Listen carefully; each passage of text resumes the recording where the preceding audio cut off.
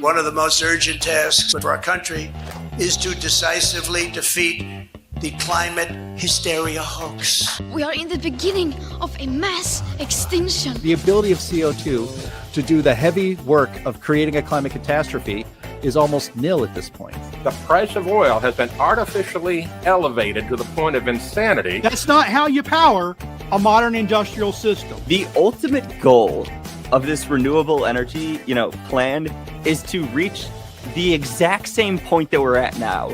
You know who's tried that? Germany. 7 straight days of no wind for Germany. Their factories are shutting down. They really do act like weather didn't happen prior to 1910. Today is Friday. That's right, Greta. It is Friday. And this is the best day of the week, not just because the weekend is almost here and that it's Halloween, but because this is the day the Heartland Institute broadcasts the Climate Realism Show. My name is Jim Lakely. I'm Executive Vice President of the Heartland Institute. We are an organization that has been around for 41 years, and we are known as the leading global think tank pushing back on climate alarmism. Heartland and this show bring you the data, the science, the truth that counters the climate alarmist narrative you've been fed every single day of your life. There is nothing else quite like the Climate Realism Show streaming anywhere. So I hope you will bring friends to view this live stream every Friday at 1 p.m. Eastern Time. And also like, share, and subscribe. And be sure to leave your comments underneath this video. All of these actions convince YouTube's mysterious algorithm to smile upon this program.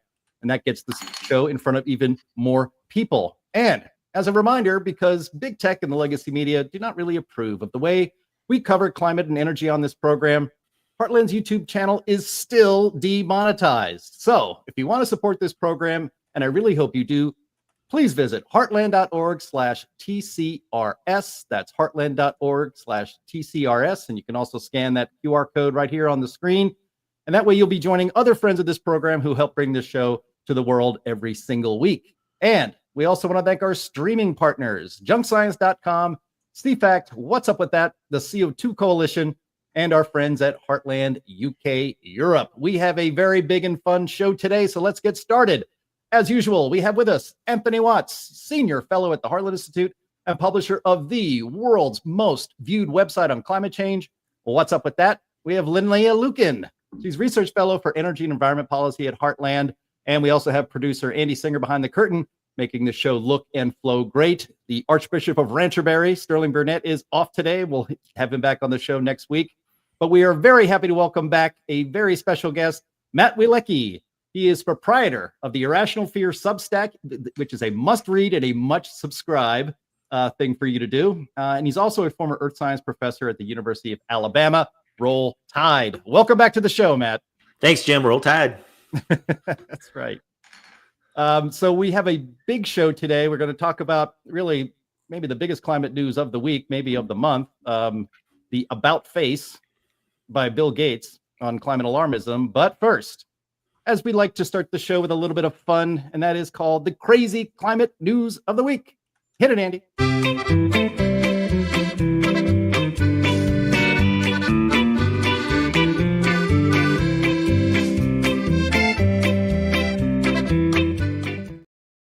Thank you very much, Bill Nye. All right. So the first item here, oops, we got the wrong sidebars up there, but that's okay. I titled this first item, The Killing Fields.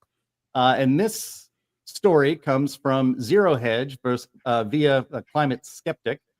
The headline is, Shock New Report lays out the full scale of environmental damage caused by onshore wind turbines. Let me read a little bit here for us. Fresh insights into the ecological devastation caused by onshore wind turbines around the world are contained in a shocking new paper published last month by a group of ecologists in Nature. That happens to be one of the most respected and popular journals of science, environmental science in the world. The paper is paywalled and has attracted little mainstream media interest, but it does highlight research that illustrates that the effect of utility-scale wind energy production can, quote, be far-reaching and sometimes have large and unexpected consequences for biodiversity.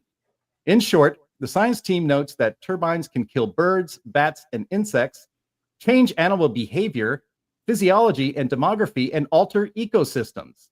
The installation of wind turbines invariably results in habitat degradation, but it is in regions rich in biodiversity with minimal existing infrastructure that suffer the most. The authors state that wind facilities, quote, are recognized as an important driver for losses and degradation of irreplaceable habitats that are important for conservation. This Nature paper is a wake-up call about the increasing damage that is being inflicted on natural habitats by wind turbines that are steadily increasing in size and destructive potential. It is a summary of the latest findings about the effect of turbines, and it is not sanguine about the future.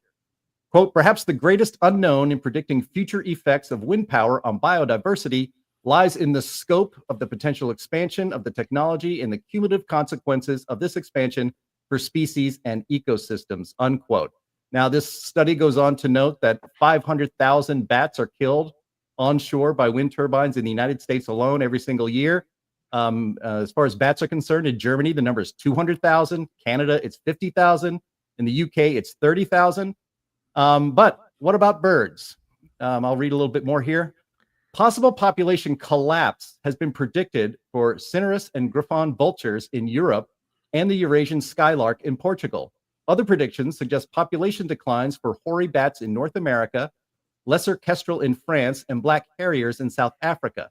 Nearly 50% of bird species evaluated in one study in California were said to be subject to turbine-induced population decline. Meanwhile, the mortality of golden eagles at Altamont Pass Wind Resource in California is said to be so frequent that local populations are sustained by immigrants, meaning immigrant birds.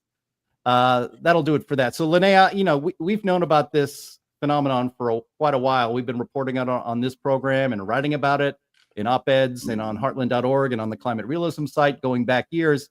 And now here we have a prominent journal finally basically admitting it. And as noted in the beginning of that segment, it's not getting a lot of media attention, but it probably should. Well, no, of course it's not getting a lot of media attention. It makes wind even less popular than it already is. Yeah, I mean, there's not a whole lot to say about this one, Jim, because it's something that we've known for a long time. It's something that certainly many of our fans have known for a long time. I don't know if there would be too many people, at least on the right, that pay attention to politics who would be surprised by this news. And it's unfortunate that it's not getting, mainstream circulation, because then, people who normally wouldn't hear about this kind of stuff would. But I suppose that's the whole point of keeping it a little bit under wraps, right?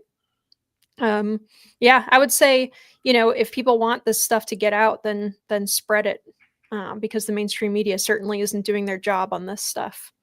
Yeah. I mean, Matt, the whole justification for all this wind power is because human activity, especially burning of fossil fuels and the emission of CO2 into the atmosphere, is going to cause a climate catastrophe. Well, wind turbines are a existential catastrophe for many, many species of birds and bats. Yeah, absolutely. And you hear these activists and they'll say, oh, but look at how many birds cats kill in cities. And I'm like, you're comparing pigeons and things like that to raptors and eagles. And these are very different types of birds. Their populations are very different. The reason the pigeons are there is because the city is there in the first place. So putting something into a pristine environment that is slaughtering these beautiful wild birds. I mean, if you think this is bad, just wait till the science comes out on offshore wind and the devastation to the marine ecosystem. I think that's going to be 10 times what we hear about these. And who would have thought that putting these giant spinning things out in the marine ecosystem would do damage? And, so I think that's where the real thing is going to be. But it's great to see that people are starting to talk about this. And I agree with Linnea. It's just making it less popular than it already is. I mean, this is a real uphill battle. These things are losing money. The companies that are putting them out are hemorrhaging money. The last time they tried to open up some leases, there were no bids around the UK shoreline. So I think this is really a failing industry. And unfortunately, nobody's going to go out and clean these things up. They're just going to sit out there and rot and just be a blight on the landscape for, I think, many years to come. Anything to add to that, Anthony? Well, I can say that this basically is just another demonstration of what I've always said about the climate change issue, and it's based on noble cause corruption. They think that saving the earth is such a noble cause that they're willing to overlook everything else, that's inconvenient or bad in pursuit of that goal. So they just look the other way because our cause is more noble and we're saving the earth, and shut up. Yeah. Yeah, I mean, I think the proper way to look at wind turbines, especially when they're where they're placed, is that they are an invasive species that is destroying the native species there. Really, I mean, this study, I was reading a little bit more of it. It's not just birds and bats, but also insects. Now, you think about the impact of that. A lot of the wind turbines, they're just covered in insect guts all over the place. And so, but the bats, the bats are supposed to be, they're chasing the insects, which are up there by the wind turbines, and then they get chopped up. I mean, it's absurd. And for too long, the green energy zealots have gotten away with pretending, and the media helps them, of course, pretending that green energy is cost-free. It's not it's not cost-free to the birds and bats, that's for sure. It costs them their lives. All right. They're not renewable. Yeah, they are. That's right. That's right. All right, let's move on to our next one here. I've titled this Candy Everybody Wants. And if you know what that is a reference to, it's a song from the 90s. You can guess the artist in the chat. I'd like to see if anybody gets that. All right, this is from NBC. Chocolate Crunch sends Halloween candy prices soaring. Halloween treats are as sweet as ever, but the rising cost of candy may make consumers feel tricked this year. Data shows Halloween candy prices are increasing faster than inflation, a squeeze experts attribute to conditions in the cocoa crop climate and increases in confectionery manufacturing costs.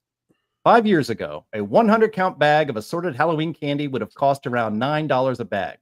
Today, this bag would cost around $16, according to research from the personal finance website Finance Buzz. Quote, "The era of cheap chocolate is over," said Alexis Vasalis, assistant professor of agricultural economics at Ohio State University. Soaring cocoa prices in recent years have changed the equation for many chocolate makers.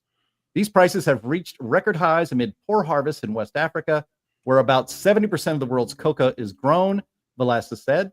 Rising temperatures, irregular rainfall, and crop diseases linked to climate change have devastated cocoa yields. Now, Anthony, you suggested this one for this week, and it's very holiday specific. And while global cocoa prices are up sharply over the last couple of years, it's not because of climate change, and certainly not because humans are causing climate change. Maybe you can explain. No, it's again, they're just ignoring everything that's not in pursuit of the cause, and this is the perfect case. What's really happening with chocolate is that there's a disease that's affecting the chocolate pods, and it's called black pod disease. And there's an article in Yahoo News that I recently highlighted, and they've just made a breakthrough in solving this problem. So what's really been happening is that there's been a disease that's been affecting these chocolate pods, reducing the yield, not just in one or two places, but all over the place. And they've been trying to find a solution for it. And because there's less cocoa being harvested, because they can't harvest stuff that's gone bad, the demand continues to be high. The supply is low, and it's a simple matter of economics. The economics says cocoa is going to be more expensive. It has nothing to do with climate change. But the problem with a lot of these people is that most of them that write these things or profess these things have never held a real job where they have to look at things like economics and make sense out of them. And so that's really all this is. This reminds me a little bit of what the 2001 IPCC said, that East Africa, the Horn of Africa, was going to see reductions of something like 70% in its agricultural output in 20 years. That came out in 2001. So 2001. So it was 2021. So I checked that, and not only had they gone up, most of those nations had tripled, quadrupled their agricultural output. It's just, like Andy says, they find anything, they glob onto it, and then there's no accountability. Nobody will be able ever go back and hold these people to the fire when, if like Andy says, if they cure this thing and prices come back down because supply rises, then nobody gets held accountable. So they just keep this narrative alive, and there's no negative side. There's no downside. You only get bumped up because you got more clicks, even though you're basically lying to everybody. Yeah. Yeah. I think, Linnea, the biggest problem, as somebody in the comments put it, is shrinkflation. I look at the bags that we have. There are fewer candy bars in the bags. My $100,000 bar used to be this big. Now it's this big and this small. So to me, they're burying the lead on that. Yeah, well, there's definitely less chocolates, especially in the bag, when you buy for the same price as, a couple of years ago, but it is just because there simply is lower supply right now. There's no getting away from that. That is part of what's going on here. It's not just, companies taking advantage of people. It's companies desperately trying to keep the bag price the same. So they decrease everything else in there because people that don't pay attention aren't going to notice. But people will be even madder if they saw, the prices go up the way that they would need to. It's good. Climate Bell says candy corns have shrunk too. I don't know if candy corns have shrunk. They can't get much smaller. Well, those candy corns, who cares? Yeah, no, we already established that on yesterday's show, Anthony. We're a pro candy corn, pro pumpkin spice program here. But pumpkin spice is okay. Candy corn, man, that's just nasty. That's how you get yourself kicked out of the show. It just takes one button I can press. That's it for you. No, we are definitely pro candy corn around here. Invest in candy corn futures based on the price of cocoa, I say. Yeah. So, but yeah, this is the same kind of a situation that we have with oranges, and some other key crops, bananas. There's an orange tree blight in Florida that's just devastated a lot of orange groves. It's from a invasive bug from Asia. Would you believe it?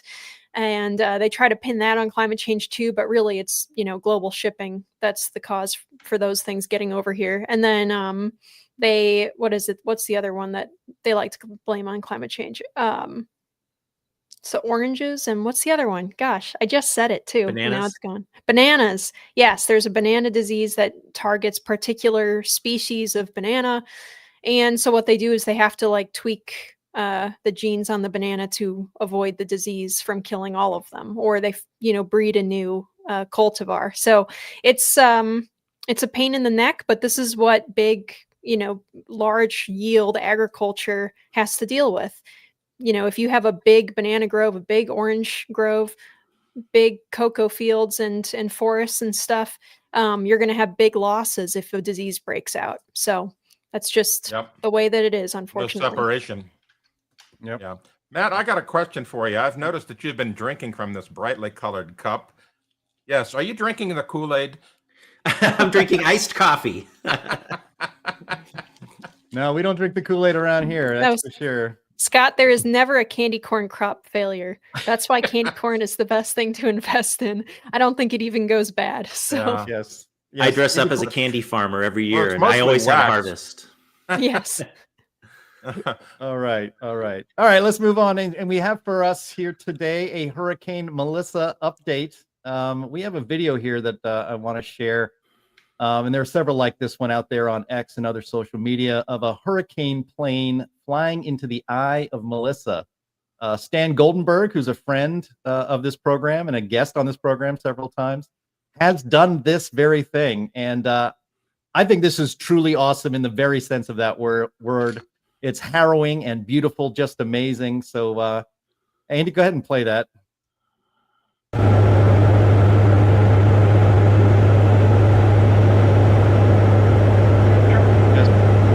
Amazing, and they say this is one of those stadium effects that happen when you fly into the eye of the storm. This was when it was a Category 5 at the time, and just the power of nature is just truly awesome. And the idea, kind of a theme of the show, that humans can have any measurable effect when these sorts of things happen in nature is really the height of folly. But you can turn the sound off on that, Anthony, or Andy, if you want. But Anthony, we wanted to get an update on Hurricane Melissa because we do cover the hurricane season on the Climate Realism Show every year, and we did talk about hurricanes a few weeks ago and how still even Melissa's not going to hit landfall in the United States, and it's one of the first major storms of the entire season, and it's quite late in the season. But even though this is the only real, significant hurricane in the Atlantic to hit population centers, no offense, Bermuda, the myth that climate change and human activity causing climate change is causing a hurricane like Melissa, which did intensify rapidly, is yet another myth. And you can kind of break that down for us if you like. Yeah, well, it's very predictable. every time there's a hurricane of any kind of significant intensity, the media rushes, and I mean rushes, to blame it on climate change. And typically they get their marching orders from the group called Climate Central, which is from former meteorologist at the Weather Channel, Heidi Cullen, who said that people who TV meteorologist who didn't agree with that climate change was a big threat should be, basically defrocked, that you shouldn't be allowed to hold your degree anymore, that kind of stuff. She said that back around 2008, if I recall. But the point is that when you look at the data, there's no support for this whatsoever, that climate change is intensifying or causing more hurricanes. And so, it just, and that's what I did. This is a climate realism post that I put up a couple of days ago, and I went through all the different pieces of it. And, the first thing is intensity. Here's the accumulated cyclone energy graph. Now, what that is a measure of hurricane energy globally. And look at it. This is since 1972. Where is the climate change increase? It's not there. The amount of energy that hurricanes are expending into the atmosphere has not drastically increased. It would have to go up if hurricanes are worsening in intensity due to climate change. And then the other thing is frequency. When you look at the frequency of these, they're just not happening. But here's the big thing. The IPCC, the thing that all of these climate alarmists point to as the Holy Grail climate Bible, says there is no obvious linkage. If you look at that little yellow highlighted section there, tropical cyclones, they can't see any indication that climate change is causing it to be strong in the current period or in the future. Even in their modeling, it doesn't show up, and they love their models. So what's the problem? There isn't one. But the media would like to have you believe that climate change is going to swoop down out of the sky, destroy your house, ruin your livelihood, make everything more expensive, and so forth and so on. Why? Because it's a controlling mechanism. This is what we've always said. Climate change, alarmism, is about control. If they can keep people scared, they can force them into doing all kinds of things they normally would not do, like vote for idiotic climate change policy. Yeah, Anthony, I think you're totally right. But also, have you seen they've shifted now? Actually, they've kind of admitted that they've lost on the frequency and intensity, so they're moving to rapid intensification. Yes, which is just an artifact of the fact that we can actually fly planes into hurricanes now, and so we can measure them hour per hour, and we have satellites. But we know that this was happening in the past. Things like Hurricane Pauline in 1997 rapidly intensified. We just didn't have the capacity to have it per hour and show exactly how quick it was going. So I think they see the writing on the wall, and they're shifting gears into this rapid intensification. But again, I think that's a losing one too. Yeah, and the only rapid intensification that I've noticed about hurricanes is in the media rushing to cover these things about rapid intensification. That's it. Just they're falling all over themselves to jump on this new thing, Yes, sir. All right. Well, that's your Hurricane Melissa update. Maybe if they would seed hurricanes with candy corn, that would shut them down. Yeah.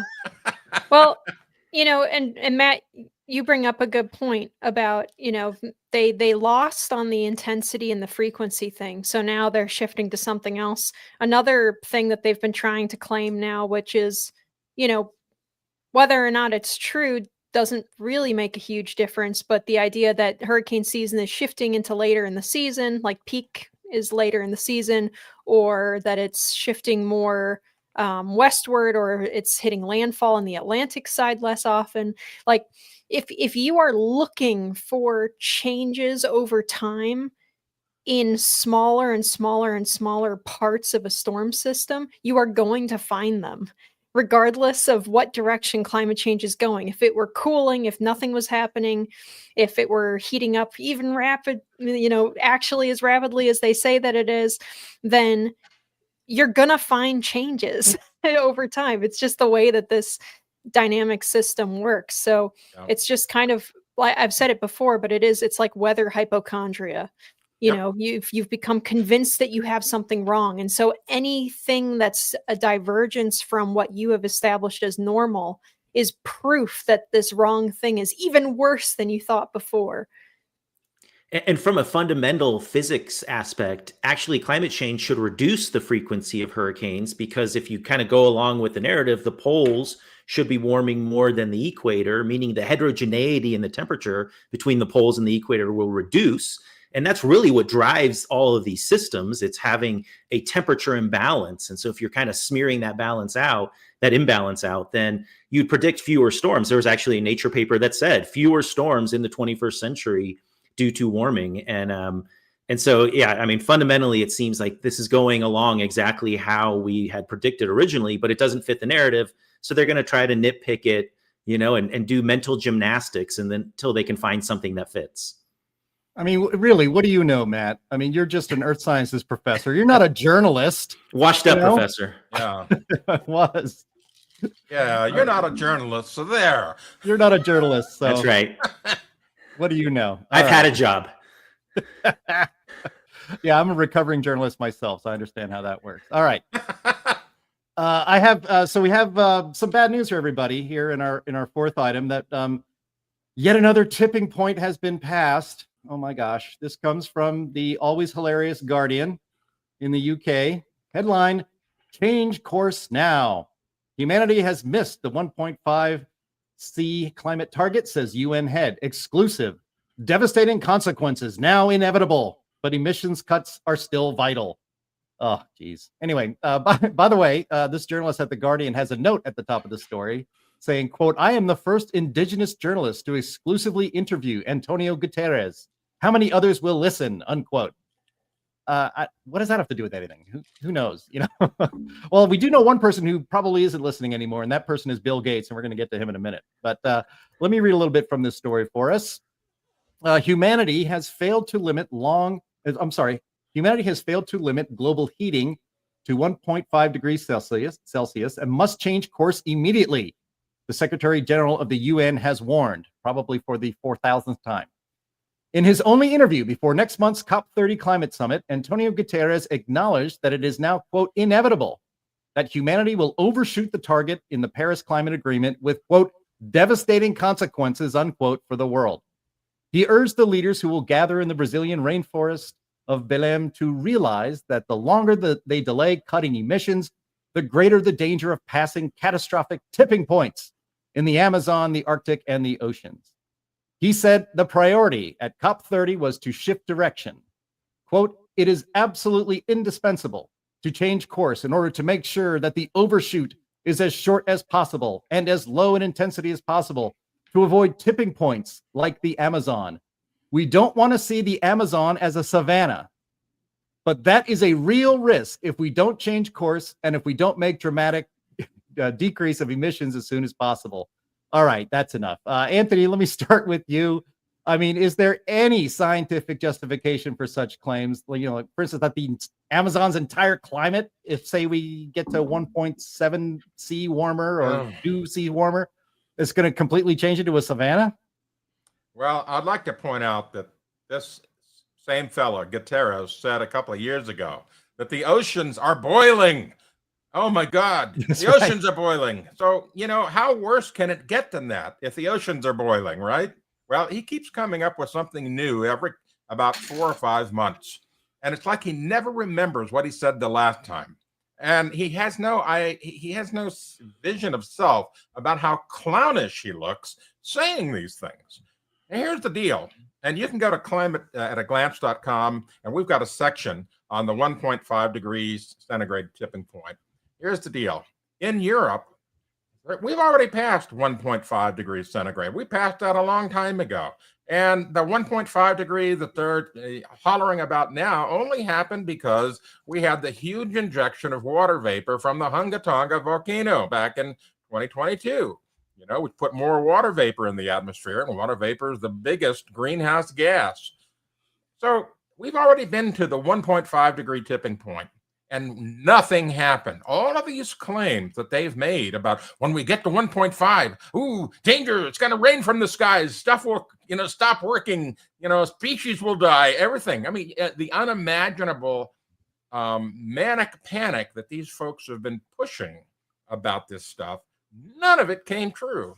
And so normal people like Bill Gates even, or maybe not so normal, he's a billionaire, but he's starting to see that these things are not coming true.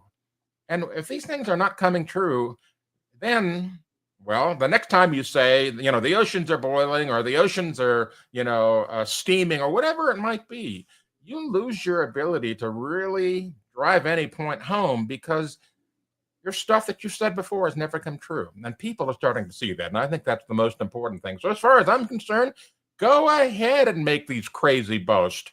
It's all, it's completely harmless now because fewer and fewer people are believing this crap. Our comment section is so funny. I'm just having a lot of fun just reading them. Yeah, I mean, Matt, if you, as we talk about on the show all the time, and our wonderful chat participants mentioned, 1.5 degrees Celsius was pulled out of the air.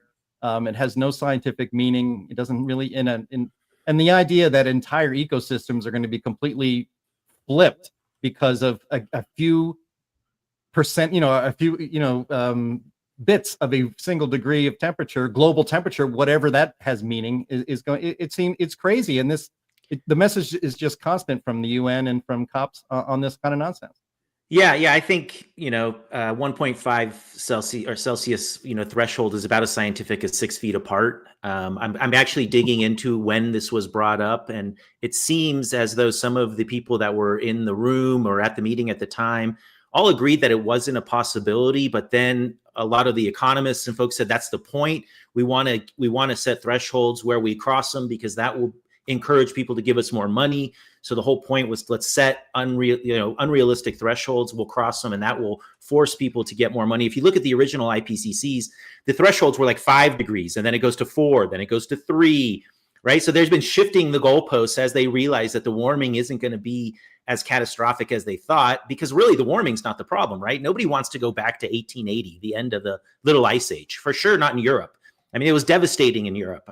Agricultural loss, disease, political infighting because of lack of resources. It was a very, very difficult time. So I don't think anybody was ever arguing the warming was going to be the problem, right? It was all of these add-on effects, these feedback loops, the billions of people that would be migrating. And since we're not seeing any of that and the warming wasn't going to reach what they thought, they just keep moving the goalposts. Instead of it being 5 or 4 or 3, now it's 1.5. And of course, when we cross it, we say, give us more money because look, we're failing in doing it. I mean, it's the definition of insanity, right? We're doing the same thing over and over again and having the exact opposite result. Yeah, and before we move on from this topic, and we will have Q&A later, so definitely get your questions in for Matt and for the whole panel here. But frequent viewer Ed Reed asks, is there any documentable adverse impact of climate change anywhere? And I think not. I can't think of any, yet we keep hearing these fables about climate refugees. Either they're already happening or will be here very soon. I mean, trying to think, the globe has warmed, as you've said, Matt, since the late 1800s, and that's been a net positive. Where is the negative? Yeah, I like to say that the climate crisis exists everywhere except the observational data. It's in the culture, right? It's in movies, it's in literature, it's in music, it's in policy, it's in computer models. It's just not in any metric that we can actually observe. It's truly the universal boogeyman, thinking Halloween theme here. I mean, I would say that there would be over time net negative effects if your standard for what's negative is that things change. Maybe you really like it if you live somewhere and the date that the last snowfall of the season comes is pushed in the spring back a few weeks. I guess that could be a negative to you if you really like late spring snow. That could be one. I mean, it's gonna depend. It's a matter of scale, but it's certainly not a catastrophe. If you have a particular coral species or something that lives in one particular place and it doesn't like the temperature, the new like warmer temperature of the certain area that it's in. And so it migrates north a few miles or something. And it's not in the place that it used to be before, and you miss it. That could be a negative, but that's more of a like a human perception of how we prefer nature to be, kind of an issue, rather than like a fundamental, ecological negative. Change is natural. There's been massive change on this continent, even in the last just 1,000 years. Forget longer. So it's really relative. But one thing is for sure, and that's that the catastrophe narrative does not bear out. I find it ironic that they essentially think that climate stasis is like the goal or the utopia, but they call us deniers. Yeah, actually, that panel that negotiated the 1.5 degree threshold in the German people, they said that their goal of their group was to find a way to keep nature in its current state. That's insane. That's and in fact, Michael Crichton wrote about that or commented on that in State of Fear. He commented on how there's really only two ways that you can go about having a nature preserve. If you want to actually preserve it in the current state, you don't want it to change at all, you have to be super aggressive about it. You have to really like keeping a French garden, you have to super aggressively maintain it, because it will change by itself, whether you want it to or not. Or you let it go, and you just have to be prepared that eventually it might become a grassland when you wanted a woods there. It's just the way that nature is. Right. Yep. Bond villain stuff. Yes, let's put everybody in a state of climate stasis, freeze them for the future. Yeah. Jeez. Crazy stuff. All right. Well, we're going to get into the main topic here with Bill Gates, because this really is, I think, remarkable news. And we could look back at this as speaking of tipping points, a tipping point for the decline, if not the elimination, of climate alarmism. But before we get to that, we start the show with Greta Thunberg saying, today it's Friday, and we'd love to have a little fun with that. But we got news this week. Anthony Watts found this for us, that Greta Thunberg announces a plan to copyright How Dare You? So this may not be, I just want to say for our audience, we did not triple check the accuracy of this, and it is just a joke, I believe. But it is, I could see her trying to get away with that. How dare you? Yeah, there you go. Right. When I posted this on WhatsApp with that, a few of the commenters said, I read all through this, and honestly, I believed it could be true up until the very end, where it says this is a parody, because she does such outrageous, silly things. So who knows? Well, if she got a dime every time we had a drop of the How Dare You on this program, she'd be able to buy a better boat. That's all I can say about that. All right, let's move on to our main topic, and this is about Bill Gates saying never mind. Like where is her? There he is. From the old Saturday Night Live sketch. Yeah, we should thank Charles Rutter for his work on that, and also on the cartoon about Greta in my direction. Yes, for sure. Never mind. All right, so this was big. This is big news today, and I think it's worth getting into all the way around the panel and with our lovely audience. But I'll just read from the New York Times story on this. Headline: Bill Gates says climate change, quote, will not lead to humanity's demise. In a memo, the Microsoft co-founder warned against climate alarmism and appears to have shifted some of his views about climate change. Let's read from this. Bill Gates, the Microsoft co-founder who has spent billions of his own money to raise the alarm about the dangers of climate change, is now pushing back against what he calls a, quote, doomsday outlook, and appears to have shifted his stance on the risks posed by a warming planet. In a lengthy memo released Tuesday, Mr. Gates sought to tamp down the alarmism he said many people use to describe the efforts of rising temperatures. Instead, he called for redirecting efforts toward improving lives in the developing world. Quote, although climate change will have serious consequences, particularly for people in the poorest countries, it will not lead to humanity's demise, he wrote. People will be able to live and thrive in most places on Earth for the foreseeable future, unquote. This comes just 4 years after he published a book titled How to Avoid a Climate Disaster. Tuesday's memo appears to amount to a major reframing of how Mr. Gates, who is worth an estimated $122 billion, is thinking about the challenges posed by a rapidly warming world. Michael Oppenheimer, a professor of geosciences and international affairs at Princeton, said Mr. Gates was setting up a false dichotomy, quote, usually propagated by climate skeptics, that pits efforts to tackle climate change against foreign aid for the poor. Quote, despite his efforts to make clear that he takes climate change seriously, his words are bound to be misused by those who would like nothing more than to destroy the efforts to deal with climate change, Dr. Oppenheimer said. All right. Well, yes, not misused, highlighted, and welcomed. Well, we'll take that. But I would say that while there is a temptation to mock Bill Gates, the proper thing, I think, to do here is to welcome him, not to punish him coming around to the right side of seeing things. He appears to be teachable on this topic. So welcome, Bill. You can watch this show every week. Go back and watch the archives. Let us know if you have any questions. We'll be able to help you out. Now, Matt Wielicki, you wrote a piece on your Substack, Irrational Fear, about this development. How significant do you think Gates's less strident position on solving climate change is going to be? You know, I think it's huge. I think it's definitely something that we should be applauding.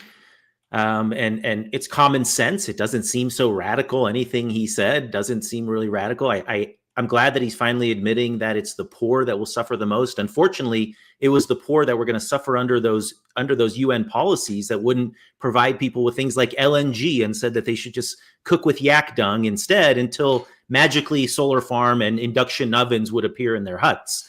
So this is just much more practical. I'm still not going to let him off the hook totally. I'm a little bit conflicted here. I do welcome him into the camp of just realism and practical environmentalism, but he was one of the major people that pushed this. I mean, I have a lot of his quotes in my article, and it's exactly the opposite of his sentiment now.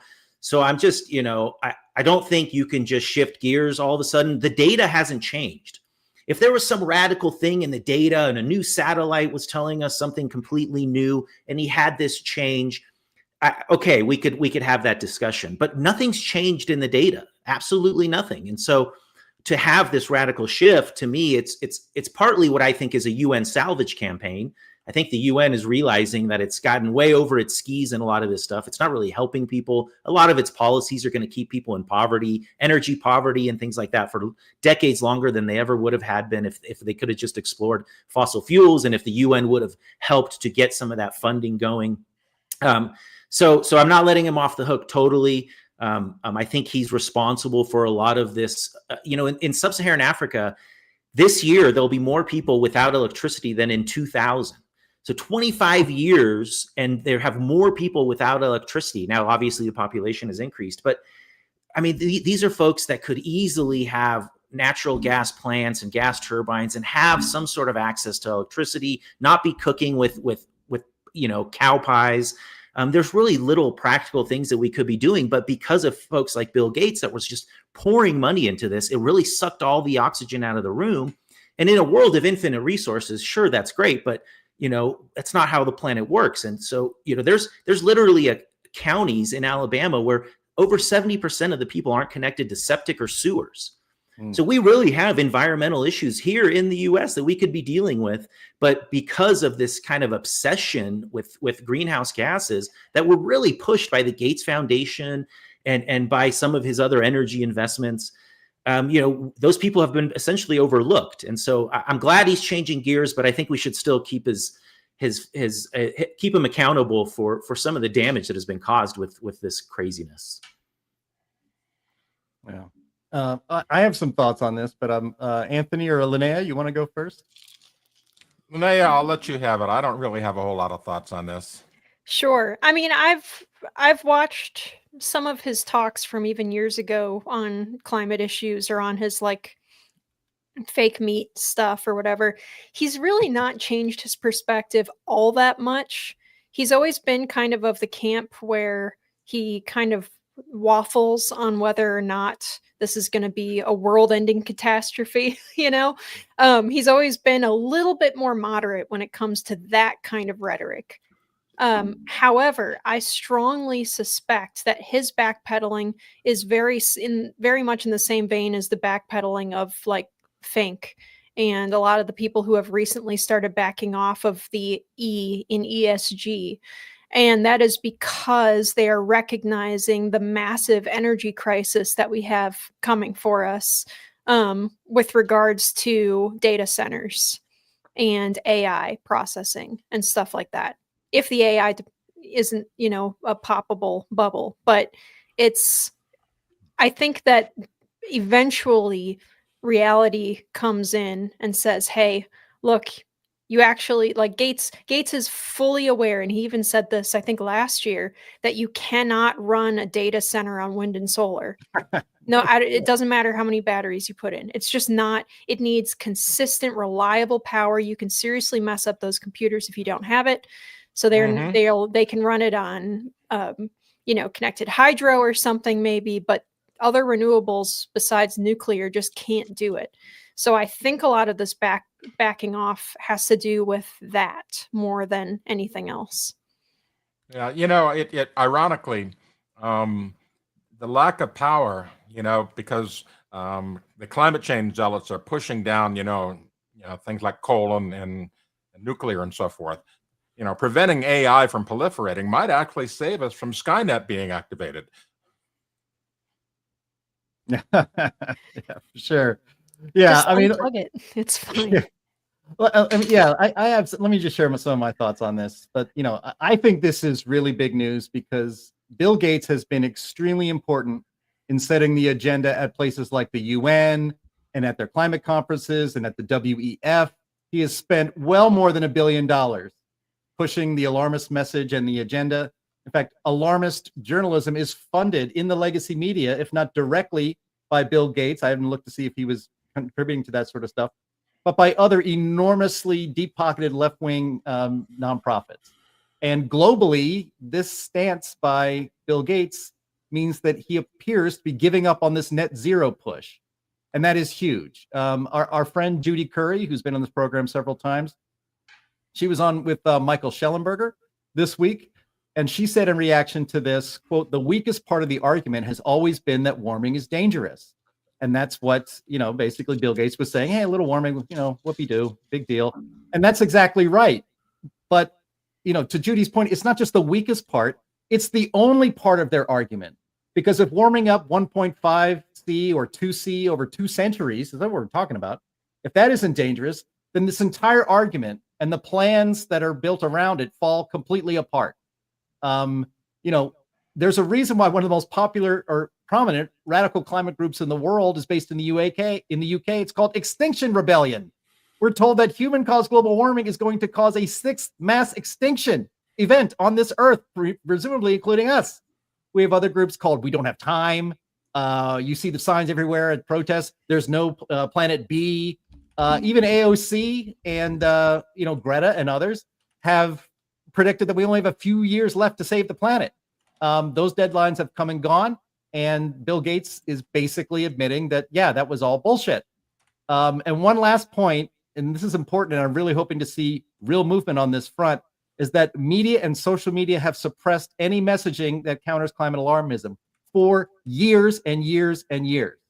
The LA Times famously, about a decade ago, declared that they were not going to allow any op-eds or letters to the editor from anybody who countered the climate alarmist message. Not one.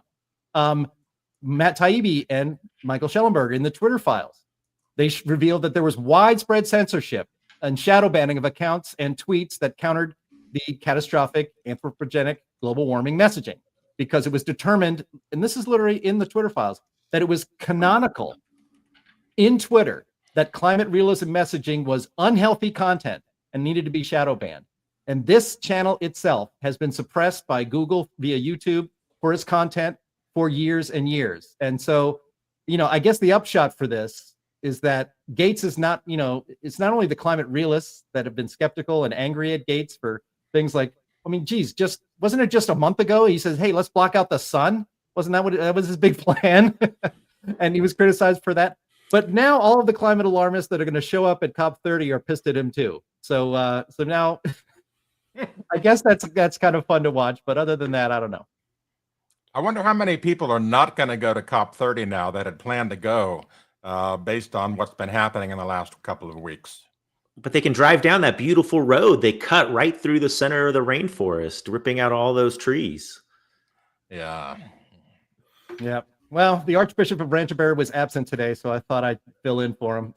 Get that off my chest. But I really do believe that this could be a really big deal because it really changes the conversation to have somebody of his prominence and how much money he has spent on the green scams and pushing alarmism very, very hard. And he's basically said, nah. Now, he may be self-interested in that. There may be several reasons for that. He's obviously investing a lot in AI, and we can't have an AI revolution on, unicorn farts and, other bullshit energy systems. Didn't Microsoft buy 3 Mile Island? Yeah, that's right. A year ago. Yeah, they want to crank that up for Yeah. AI, for data centers. So, that's how that works out. All right. Have I said it all? Does anyone else need to weigh in? Are we done? I think we got it. I think we got it. All right. I apologize for my domination on that, but I got up this morning pretty salty. All right. Before we get to the Q&A with Linnea, I need to tell you about the sponsor of this here program, the Climate Realism Show, and that is our friends at Advisor Metals. If you listen to conservative shows out there, and I do, I have a lot of favorites. You hear tons of pitches for buying gold and silver and other precious metals. So there are tons of options for you if this is what you want to do. But I want to tell you why you should trust our sponsor, Advisor Metals, and it's the man who runs the company, Ira Bershatsky. He's the managing member of Advisor Metals, and he does not employ those high-pressure tactics or other deceptive marketing ploys like you see from many in big gold. He also doesn't deal in so-called rare coins. When you buy gold and other precious metals from Advisor Metals, you're dealing in quality bullion, and that is so much better when time comes to liquidate this very valuable physical asset. And when you buy from Advisor Metals, you will have your investment sent discreetly, directly to your very home. Oh, also, Ira is advertising on our program because he believes in our program and our messaging. He is an America First patriot. He does not donate to Democrats, and he refuses to work with proxies of the Chinese Communist Party. And he, like us, abhor the machinations and schemes of the World Economic Forum and the United Nations, and we are proud to have him as a sponsor. So if you want to diversify your investment portfolio, or if you want to back up your IRA with real physical bullion of precious metals, please go to climaterealismshow.com/metals. You can leave your information there, and Ira will be in touch with you to make the process very, very easy. Again, climaterealismshow.com/metals, or you can click the UR code right here on the screen. And be sure to tell them who sent you, because while you're helping your financial future, you would also be helping us and this program. Thank you very much. All right, it is time for Q&A. Oop, we're going to get here in a minute. Here we go. Linnea, take it away.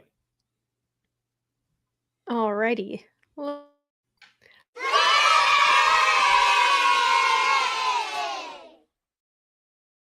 Andy is just waiting on the button to cut me off. That's his goal with that drop every time. It's amazing. All right, hey everyone. Time for Q&A. Let's go.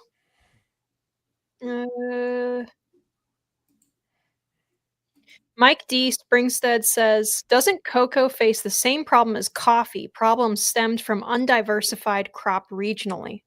Yes. Yeah, because it's so densely packed together, and because they are, shooting towards specific hybrids and so forth that they want to use to make the yields bigger. They're all the same, and so you get this sort of monoculture going on. And so when some disease comes in that attacks this monoculture, it spreads everywhere, and so it makes it a real problem, just like with coffee.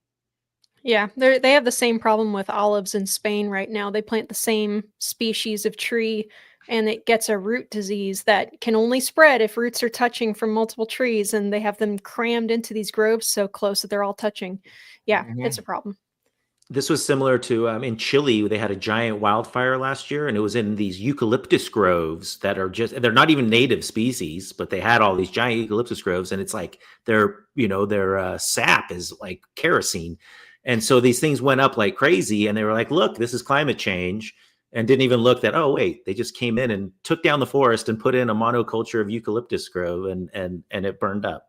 Yeah. Fun fact about eucalyptus trees. A lot of eucalyptus trees were planted all over the world during the 1800s because they grow very tall and very straight, and they make perfect masts for ships. So back then, when we were doing sailing ships, they needed to replace masts pretty regularly because, climate change would swoop down out of the skies and break the mast on those ships, right? So they had to have, a supply. So they planted them in places like San Francisco, Chile, and so forth, because, that's where the ships would put into port and they needed repairs. Interesting. Golfpot says we need a chocolate lockdown. That'll fix it. No. All right. Ed Reed, a frequent viewer of ours, says, is climate change causing more fish storms? What? Are you talking about like when tornadoes suck up fish and then deposit them downwind somewhere or something? I think fish storm is a term for some kind of hurricane, but I'm not sure. The ones that are out at sea that the they never recognize. No, I don't think so. It's being mitigated by the fact that we have superior technology now, and we can watch every corner of the globe and see it on real time on our computers in literally seconds. If you read some of the wackos on X, we can steer them now and move them away. And if you watched the video Jim played, to imagine steering a thing that gigantic just shows a fundamental misunderstanding of the energies in the atmosphere and the energies that we could produce. Mm-hmm. Jerry Palmer says, I'm concerned about who he'll appoint as his successor. Is there anyone more unhinged than Guterres? I think he's talking about the UN Secretary General. Right. I think it's already been picked.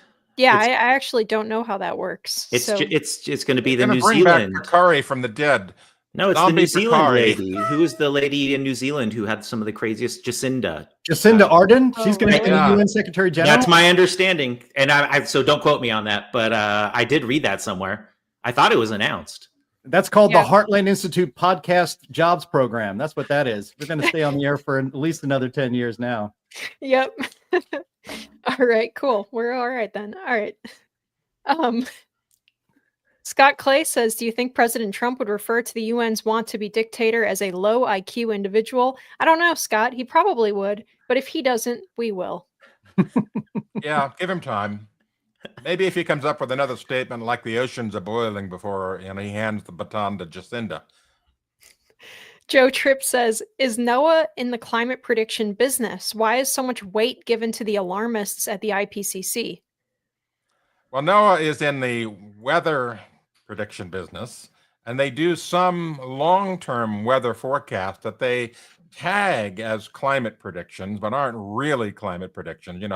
They do predictions out, 3 months, 6 months, that sort of thing.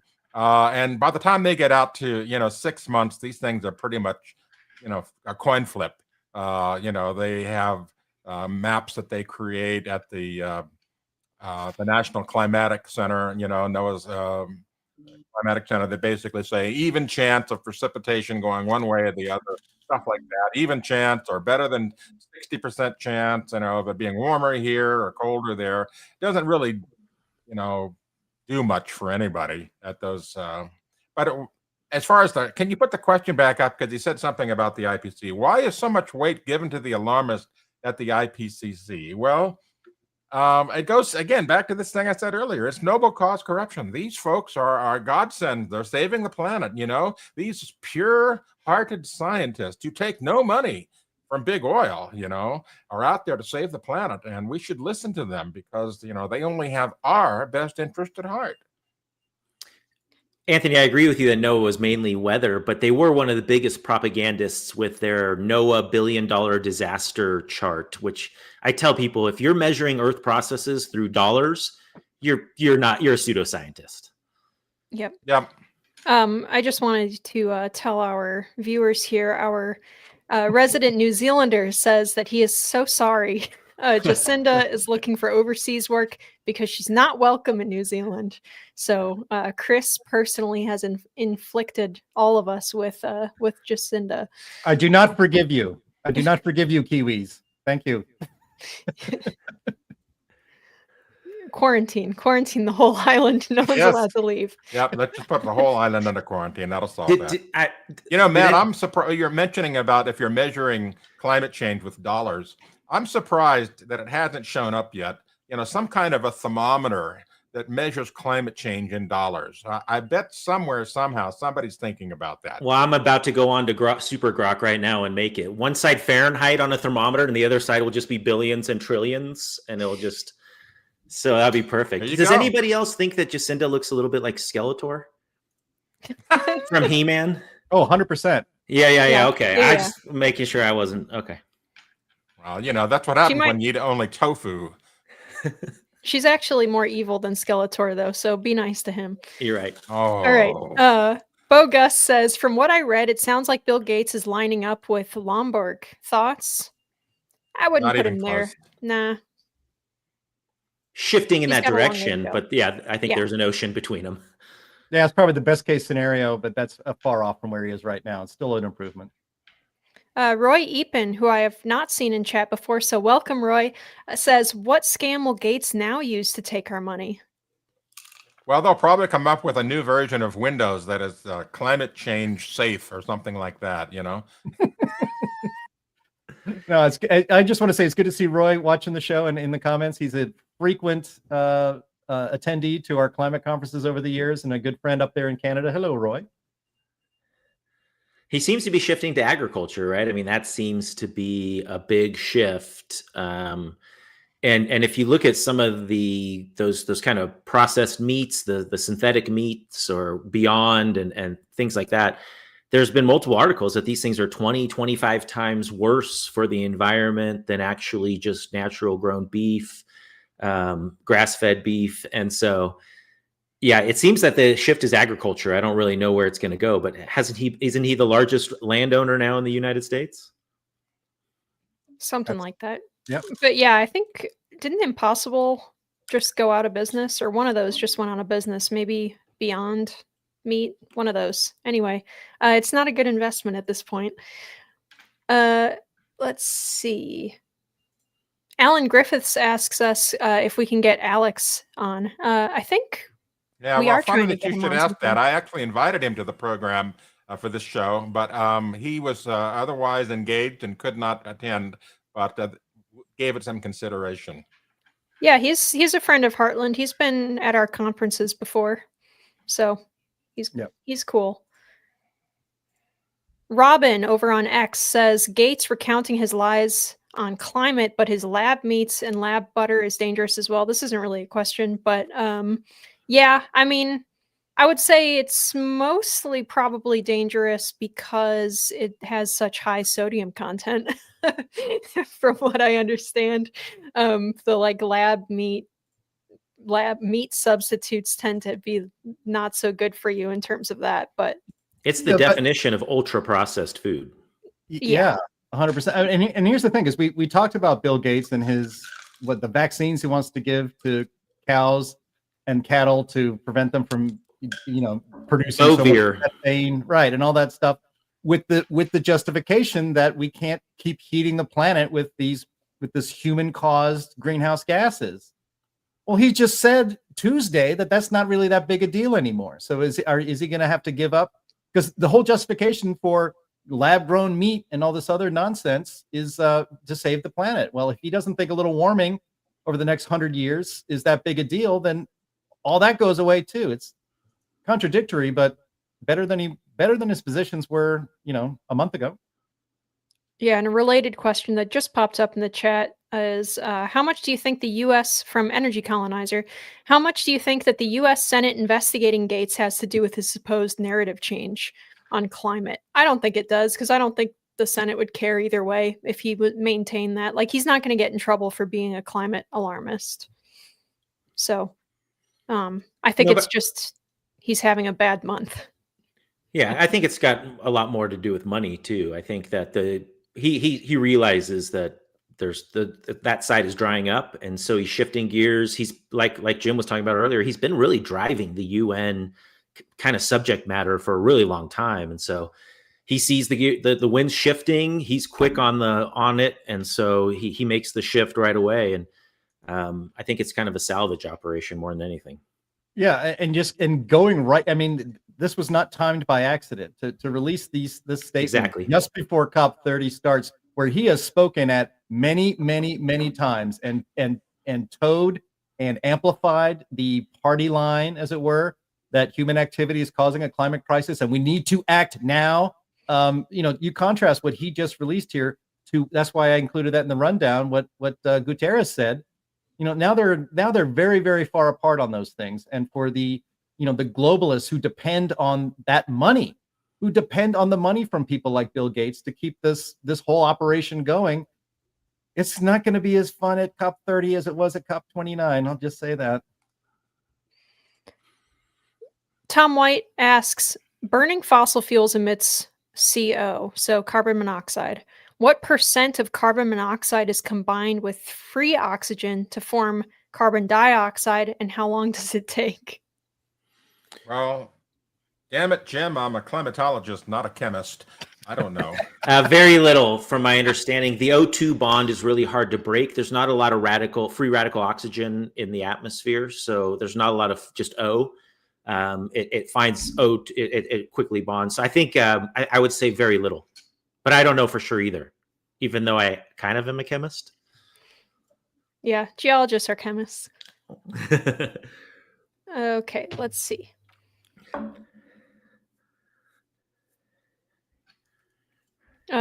Pauly says doubling carbon dioxide in the atmosphere from 400 to 800 parts per million will cause a 0.71 degrees Celsius increase in global temperature, according to physics, according to Dr. William Happer. Is that really a problem?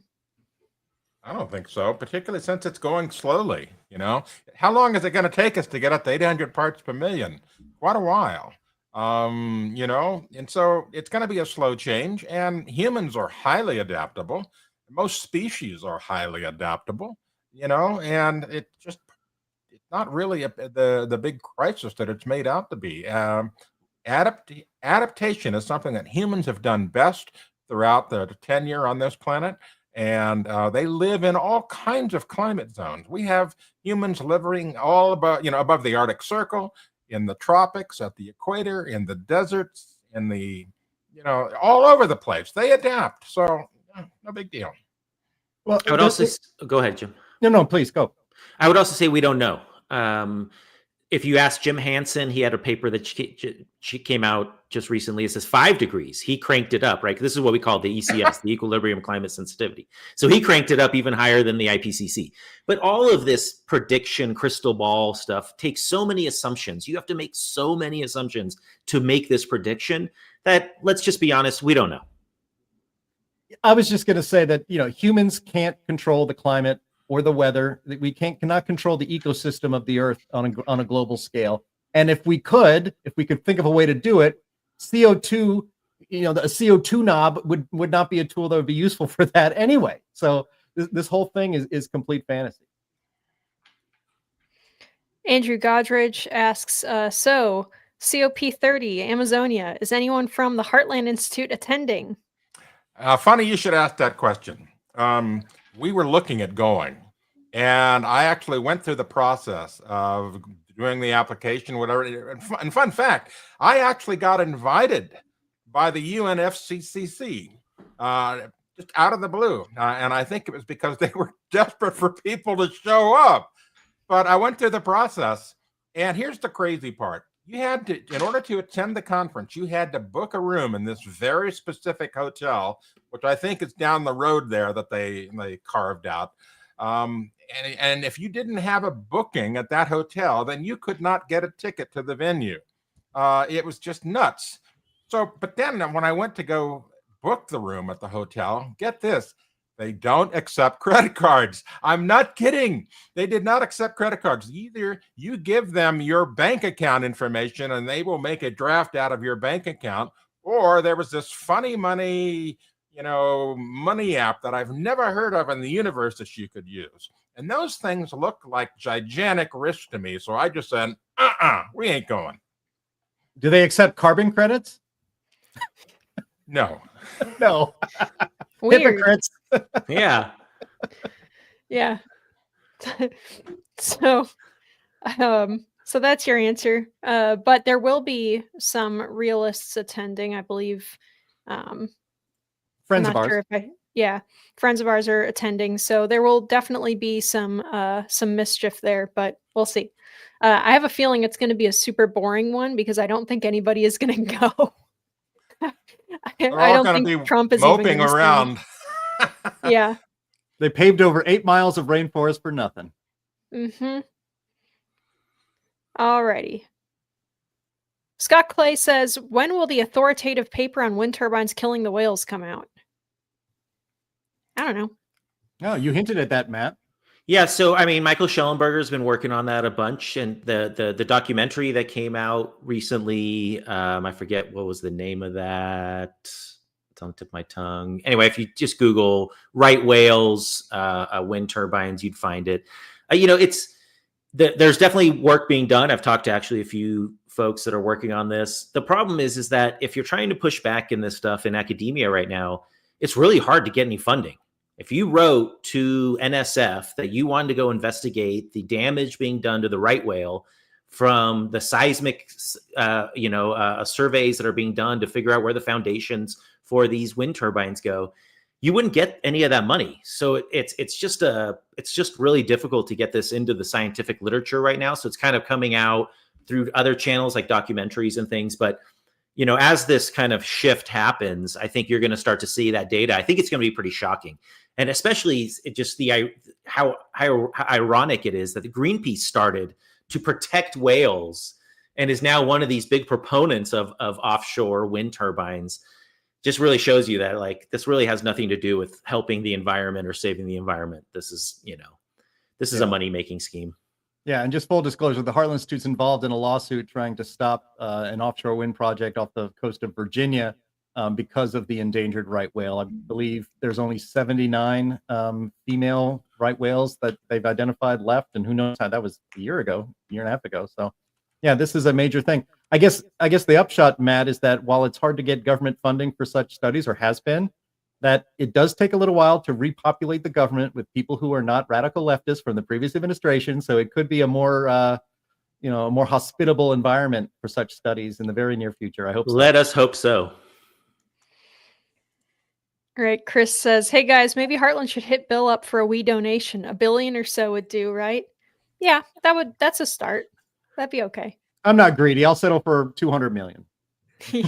Wow. Yeah. All right. For fifth. All Pennies right. for Bill. I called dibs on a new coffee machine. Yeah. It's work-related expenses. Very high standards around here. This is an interesting question from Randy, who says, did climate change help give us President Trump? Well, maybe in a small way, but I think, the fact is that President Trump was just an absolute steamroller on policy. People wanted him because they wanted change. Climate change was part of it, but I don't think it was the driving force. I think that the climate change stuff is just one of the many elements of the left going absolutely bananas that drove people to vote for Trump. Speaking of Trump, he made a wonderful tweet this week about, winning the climate war, which I know is driving a lot of our friends on the other side of the aisle absolutely nuts. Andy, do we have that tweet from President Trump earlier this week? He's looking for it. He'll get it. All right. I think we call it truth, right? Yeah. Yeah, truth post. Yeah. Yeah, the Truth Social. Not a tweet. I don't know. What do you call those things? I don't know. Social? A truff? Yeah, I don't know. Actually, But we'll find it eventually. Anyway, I got it. thank you for the question, Randy. That was interesting. What will be... Okay, Jim Moses says, what other virtue signal are they going to try to monetize? We've said it before. I mean, Steve Malloy thinks that they're gonna go big on the plastics stuff, like more than in the past. I think he's probably right, but I don't know. I've written a bunch about plastics. The vast majority of the plastics that get into these oceans come from like 8 or 9 major rivers in a handful of small countries. If they were catching that and burning that as energy, that would do so much more for them, for us having and the fisheries and having plastics out there. But I always find it very interesting that plastics are both simultaneously so inert that they'll never break down in nature, but so poisonous that if they get into your body, they cause damage. It's like, my body must be doing things that nature can't do over 1,000 years inside my body. So I always found it very interesting. Yeah, here's Trump saying, we just won the war on climate change hoax. Bill Gates has finally admitted that he was completely wrong on the issue. It took courage to do so, and for that we are all grateful. MAGA. just, man, I love it. I love it. It's premature. I'm surprised they didn't say MAGA. MAGA, make climate great again, you know? Yeah. Yeah, it's premature, Mr. President. However, I appreciate it, and I like it very, very much. Trump always has to be first. All right. Kabluna says the EU and UN are doubling down on climate madness. How long do you think that can last? As long as the money holds out. With Bill Gates switching, we're not switching, but at least kind of having some criticism that money seems to be shifting. So, but yeah, that's what it comes down to, right? Absolutely. That was my biggest takeaway from Bill Gates. Like if he's withdrawing some of his funding, I imagine that a lot of NGOs are panicking right now. And I think the Gates Foundation is shutting down. Did I read that right? I saw somewhere that the actual Gates Foundation is closing shop. I'm not sure if that's true, but I haven't seen heard that. Crazy. Judith Taylor says, will greening of the deserts and increases in crops not take care of some of the extra carbon dioxide? Anthony? Well, yes and no. It will bring in some carbon dioxide, but remember, there's a whole respiration process that goes on. If you look at the graph of carbon dioxide since 1958 that's put up by NOAA and Scripps and so forth, and look at it magnified, you will see these little wiggles going along as it goes up. And that's the whole planet respirating from one season to another. Most of the uptake in carbon dioxide happens in the northern hemisphere because that's where the most land mass is. And so you'll be able to see that when we get to the summer in the northern hemisphere, the carbon dioxide goes down a little bit. So yeah, there will be a little bit of an uptake on that, but there we go. Perfect. Thank you, Andy. You can see that little wiggle there. That is every seasonal change on the planet in those little wiggles. So yeah, there's going to be some uptake, but if you think about the Sahara compared to this, that whole planet wiggle right there, it's hardly going to be noticeable. Yep. Thank you very much. Okay. And this another science question from Jason Holt, who says, as the planet warms, will the tropics stay about the same, with most warming happening at the high latitudes, with warmer overnight lows and milder winters, or is it more uniformly distributed? No, I think that's pretty correct. At least for what we see currently. We don't see the high temperatures changing dramatically. We definitely see overnight lows increasing. I would say that's a big artifact of the urban heat island effect and the heat capacity of things like asphalt and concrete and glass compared to dirt and soils. But it's definitely true that the original greenhouse theory was that the poles were going to warm more than the tropics.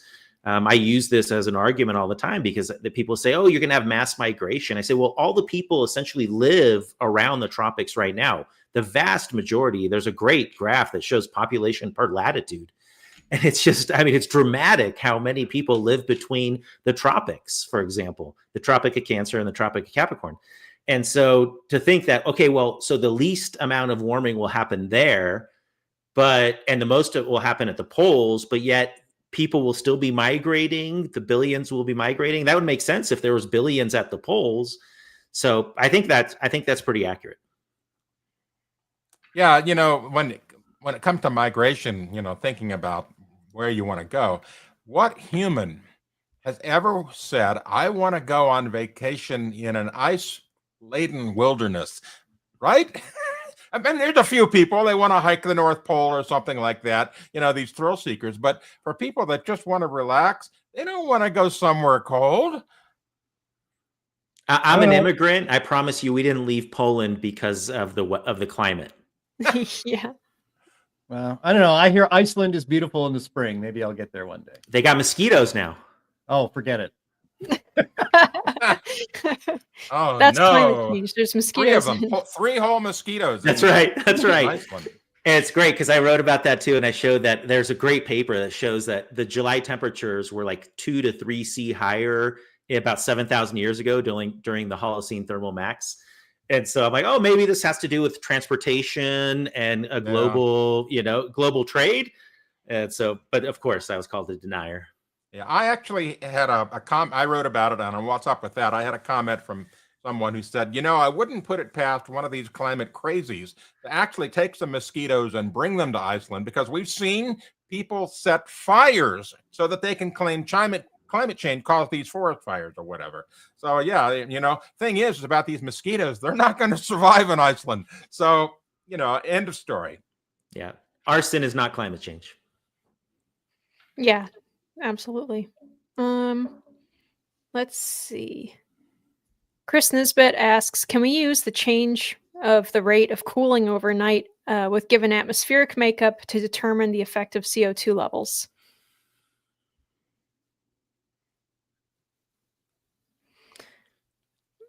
I don't know how to answer that. The wording on this is a little strange, Chris. We might have to have you reword this one. I think you can, but if you did this, so I think what he's trying to ask is can you measure the urban heat island effect? Are we trapping CO2 through the atmosphere, or is the ground warming more and thus you're not cooling overnight as well? I think the best data set that we're going to have is the Ceres data set, the satellites that are measuring the long wave radiation that are coming off the planet, where we can get a global idea. So far, I would say those argue that we're not really making big changes to the amount of long wave radiation that's coming off, but that's a difficult thing to measure. Right. I think that's all we've got. Thank you, Matt. All right. Excellent. Well, yeah, that will do it for today. Another fantastic edition of the Climate Realism Show, which we broadcast live every Friday at 1 p.m. Eastern Time. We had several thousand people watching us live today, and I want to thank each and every one of you for being there, especially participating in our very lively chat on Rumble and on YouTube. I want to thank our streaming partners, Junk Science, CFAC, the CO2 Coalition, Climate Depot, What's Up With That, and Heartland UK Europe. And of course, thank you, Matt Wilicki, for being here with us today. It's always been a fun pleasure to have you on the show. You offer so much fun and so much insight, and we hope to have you on again very soon. Thank you, Anthony Watts. Thank you, Linnea Lueken. Be sure, our audience, I want to make sure that you visit climaterealism.com, where you can see at least 3 stories a week pushing back on climate alarmism in the mainstream media. climateataglance.com, where you see the updated to this year data that gives you all the information you need to push back at climate alarmism. Also, Energy at a Glance, and go to heartland.org, where you can subscribe to Sterling Burnett's Climate Change Weekly newsletter. Thanks again to everyone for being here, and we will see you again next week. Bye-bye.